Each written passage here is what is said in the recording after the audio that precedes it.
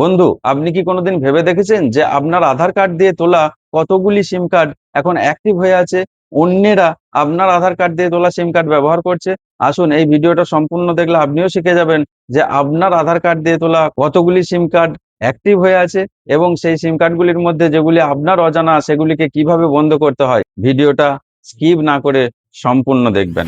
প্রথমে সঞ্চার সাথী অ্যাপটিকে play store থেকে ইনস্টল করে নিন, এরপর ওপেন করুন।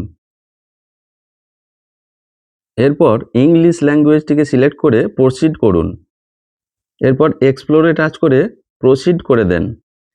এরপর যে সমস্ত পারমিশনগুলি চাইবে সেগুলিকে অ্যালাউ করে দেন। আপনার আধার কার্ডে থাকা যে নামটি সেটি এন্ট্রি করে রেজিস্টার করুন।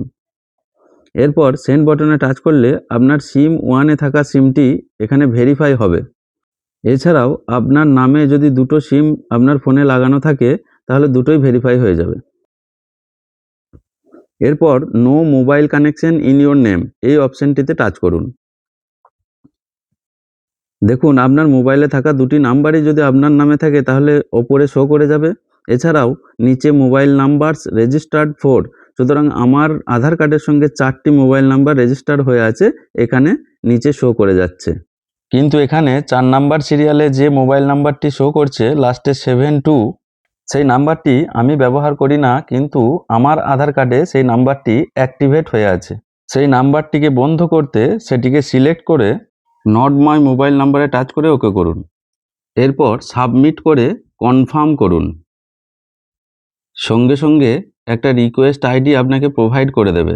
এখানে দেখতে পাচ্ছেন 4 সংখ্যার একটি রিকোয়েস্ট আইডি আমাকে দেওয়া হয়েছে। এরপর ওকে করে দিন।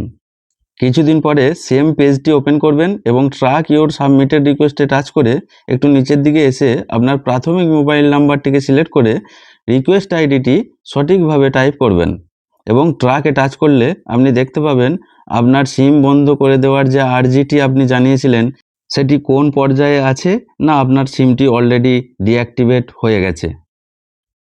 বন্ধু, আমার এই ভিডিওটিকে যদি ভালো লেগে থাকে তাহলে অবশ্যই আপনার পরিচিত ব্যক্তিদেরকে শেয়ার করে দিন, কারণ কোনো ব্যক্তির নামে অজানা সিম কার্ড থাকা তার জন্য খুবই ঝুঁকিপূর্ণ।